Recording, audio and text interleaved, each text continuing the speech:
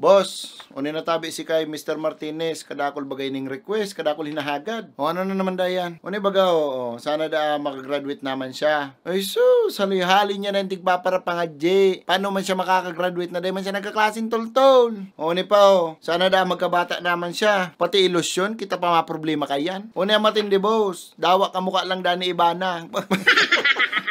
Demanding ano. O ni pa matindi boss sana da magka-auto naman siya. Dawa Mustang lang. May Mustang ka dyan.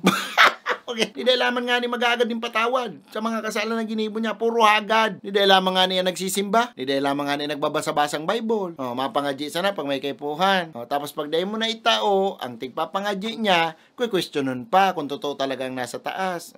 Ano, ipasundo ko na. Dahil mo, relax ka lang. Human sana, sige nyaman sa nang gibong kalukuhan. Di pa igdiung tana. Yaon digdi ka boss, ikang umigdi, kastahi. Di dahil lamang nga ni tataw magpasalamat. Mapangadji sana pag may kaipuhan. Mapangadji sana pag may namamati. Pag mayo na, dahil nakita bistado. Ano man kaya busta kay Martinez mo ako tinao? Kadakol-dakol diyan tultulo, ano man pwede manggaro ko maglipat. Bayaan mo lang, tamaba ko pa yan, tiwala lang. Anong gusto mong ibuong ko digdi? Di man ako pwede magtao dyan ng kwarta. Taba ka lalong mas maglalayan. Tawan mong bata, na malaiba na? Bako, si ka-level niya lang. Tawan mo ka tong permi nagsisimba para mahawa. Ay, yun na kayo sinasabi. Maarapod siya na sa taas pag nangangaypuhan.